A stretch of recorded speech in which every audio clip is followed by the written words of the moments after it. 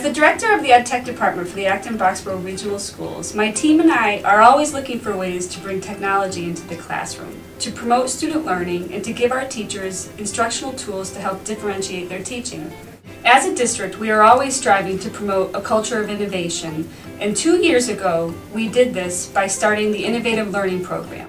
The Innovative Learning Program allows teachers to submit proposals of how they will use technology in their classroom with their students to help make their particular learning goals successful. Based on the SAMR model, the Innovative Learning Program allows teachers to modify and redefine their current practice and gives them the opportunity to work collaboratively with their colleagues across the district.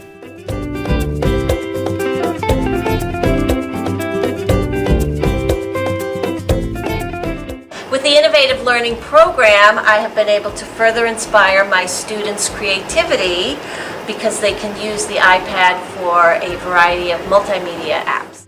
Students have been using PicCollage to document some of the work they have been doing. Kindergartners have used Chatterpix to make their artwork come to life.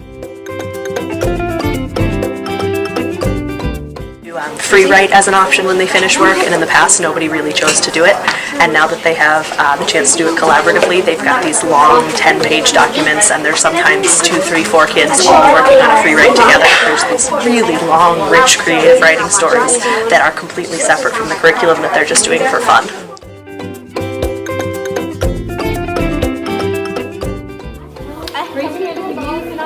I have that one. Right here.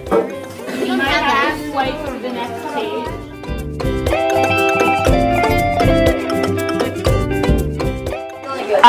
You can highlight this, make it like, say, make it like that. The thing I love about this project is it changes how we're learning about music.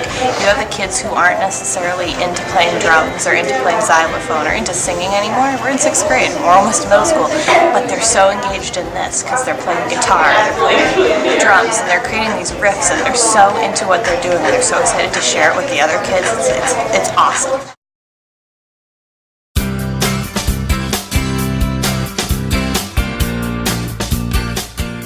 I like how we can go in Google Docs and do things in groups with other people just on one piece of paper.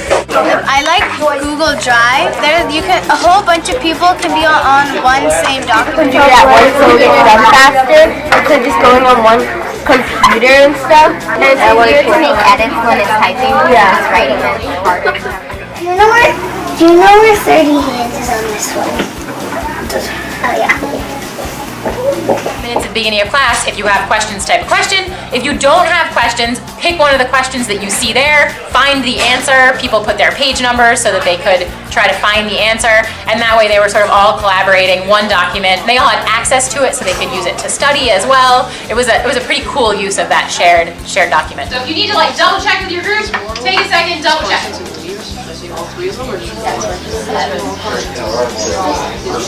What I want you to do is, in the same groups that you were just working with, I want you to review some of those devices, right? Help each other understand. So if there are things that you're pretty familiar with that other people are struggling with, right? Help each other understand. Interdependence was the most exciting part. That's when I had people, students in my learning center, pair up and either share their documents or just help each other with peer editing. Chromebook kind of levels the playing field for a lot of kids. It's nice to see kids helping each other out versus them always depending on the teacher.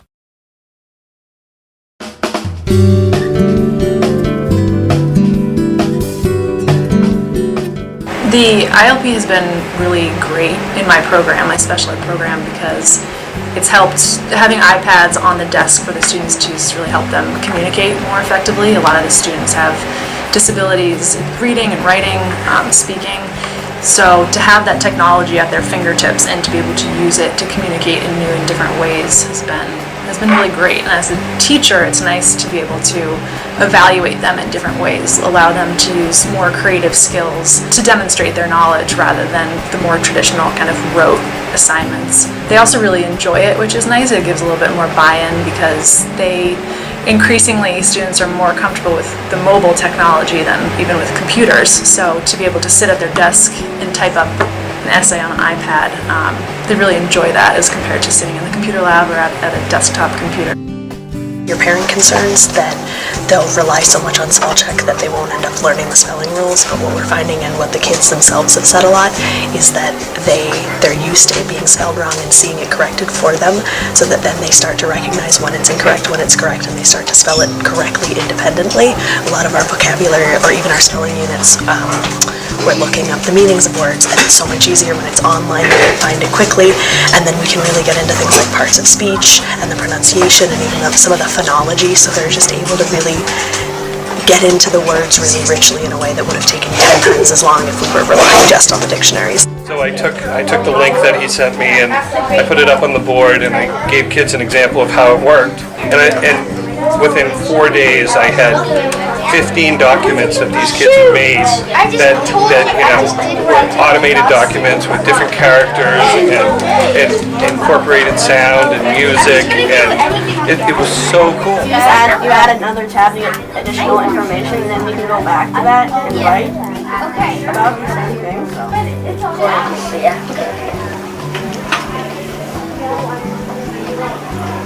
Hi, I am Ryan, and I'm going to be teaching you about volcanoes.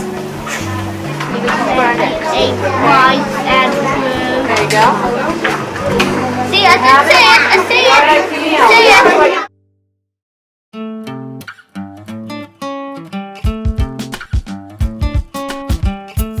This has really contributed to global citizenship.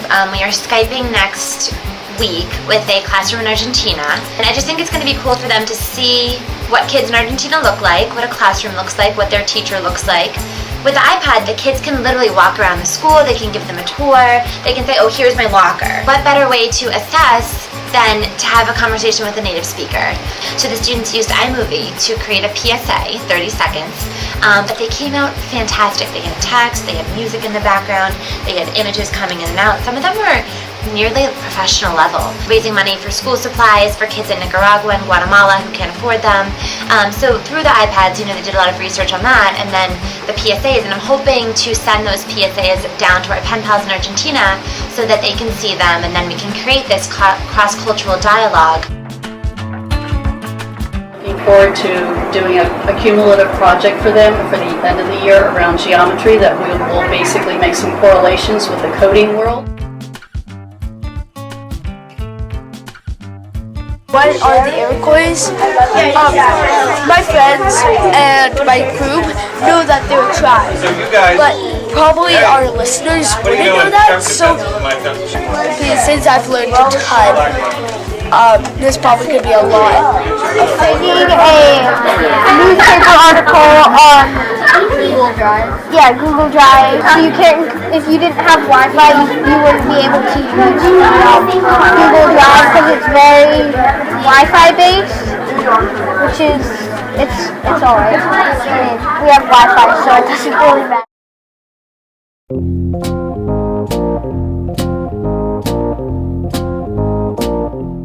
I wanted kids to be more independent in their learning and their ability to do their research. So I came up with this idea to just kind of on the fly to have them do a Padlet. I really started it not really knowing where it was going. I did know that I wanted some students to do some self-directed learning. Something about just having the Chromebooks available right at their fingertips, that they were able to log right into their Google Docs and start writing. Whenever we're doing something on the iPads, my students are pretty much 100% engaged for the entire duration of the activity. Wait, I'm gonna sit here and photograph your work on slide 2. Can we have Brady go outside? Okay. Find a spot in the hallway.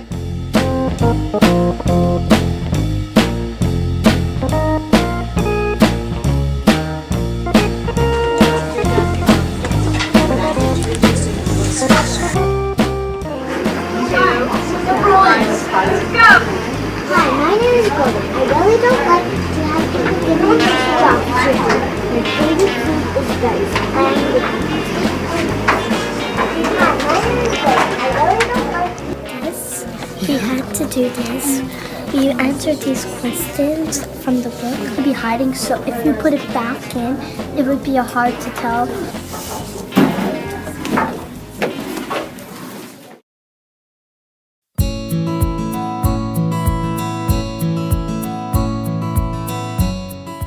my reading groups, again, differentiated instruction is really important because I have a lot of different levels in each group. What's nice about this app is that you can differentiate for students. These students are doing beginning diagraphs. They get immediate feedback, whether they're right or wrong.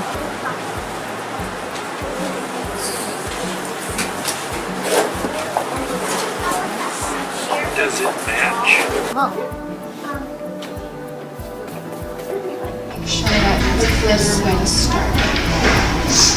There you go. Do you remember how to turn it around and take your picture?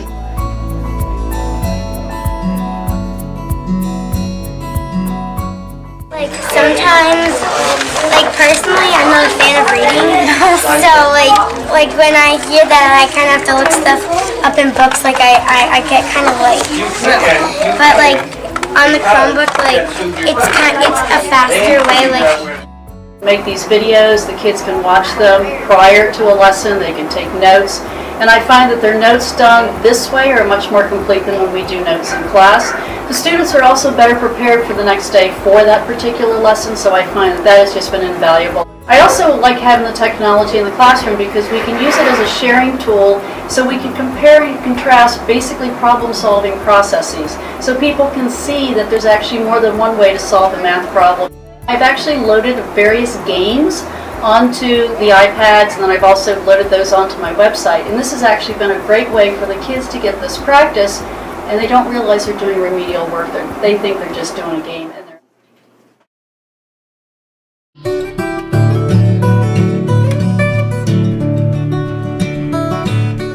I've been using Socrative a lot on the iPads for both formative and summative assessments, and it's a great app. It generates a report per student, per question, whole class, so that I can really check in with students individually before the assessment.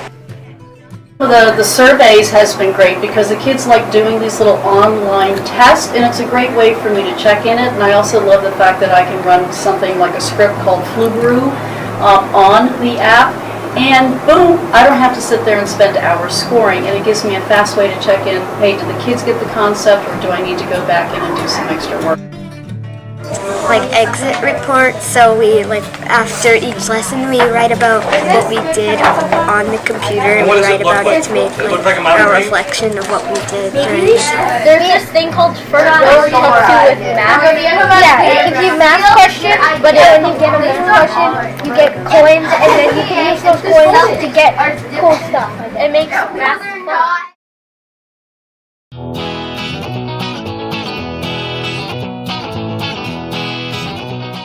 For our ILP plan, we decided to create a school newspaper where the kids would write about different events in local, national, and world news, and they're writing using the Chromebooks and uploading them onto Google Sites and having an authentic audience by being.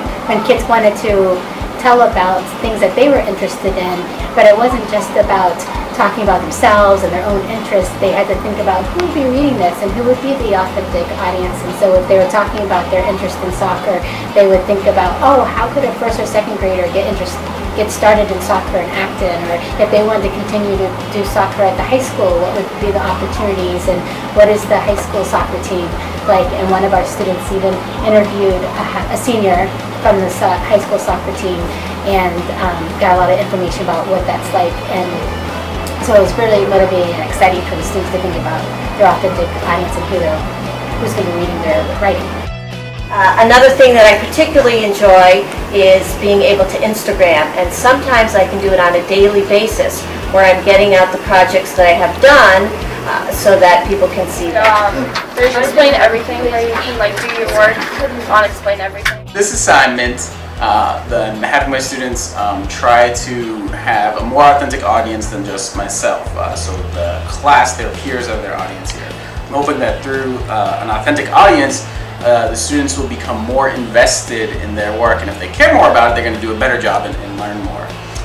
So they are using the Chromebooks to do research and present arguments, and part of another benefit of this has been that they are better at evaluating their sources and using that research to create better arguments and be more persuasive.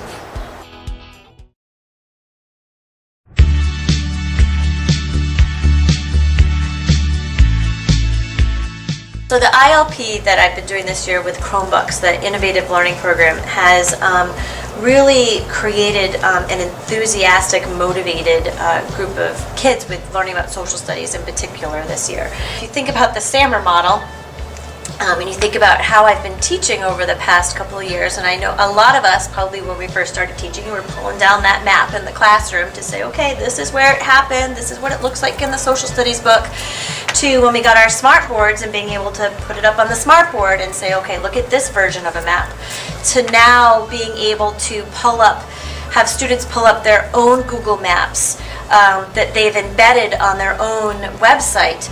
That's been a huge motivation. The kids are excited about it, and it's been really, really useful. ILP has impacted my classroom by giving my students authentic audiences for their music. They're able to compose with real sound and share those compositions within the school community and beyond.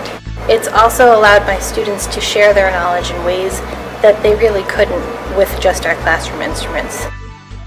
One of the things I've really enjoyed about the ILP program is the ability to work with other teachers. We've been using iPads as part of the ILP in our first grade classrooms this year. The ILP has tremendously impacted our classrooms. In using Raz Kids, for example, we have been able to differentiate their learning by setting a reading level for each child. Students are now independently recording their reading so that they can listen to themselves. Another app that we've been using that's been wonderful has been 30 Hands. With using this app, the students have presented their learning by taking pictures and recording what they've learned, and then these presentations are used to demonstrate their understanding of particular topics. Students have also been able to share their presentations with reading buddies, their classmates, as well as their families, and it's been very powerful. My name is Anjali, and I'm in an ILP classroom. Having technology allows for us to work through problems together in class so everyone can understand. Also, we can engage in activities online with the use of the internet. And also, we have access to all of our storage files, so it's easy to perform any task from straight inside the classroom, and I can get a head start in my home. I have 3 extra iPads in my first grade classroom this year for a total of 6, thanks to the ILP program. I have been able to differentiate assignments for my students by using some educational apps. These apps are wonderful not only because they actively engage the students, but also because they supply immediate feedback.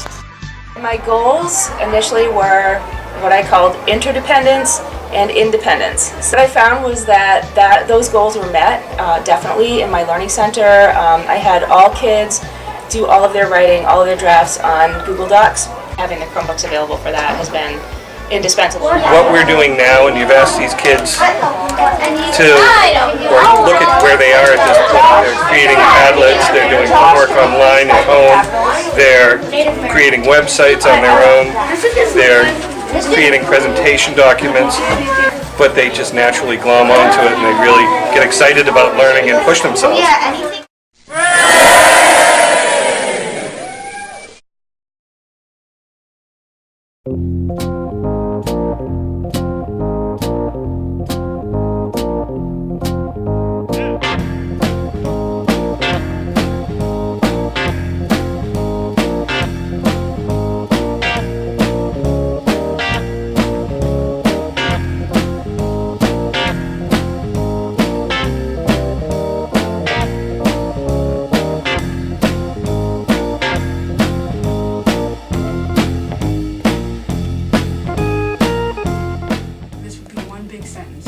So I could bring, okay, yeah, you're, keep it going. You want me to keep it going? Yeah, Okay. As the director of the Ed Tech department, okay, start over. We are, oh shoot, I'm supposed to keep going. Okay, all right, 3, 2, 1. As the director,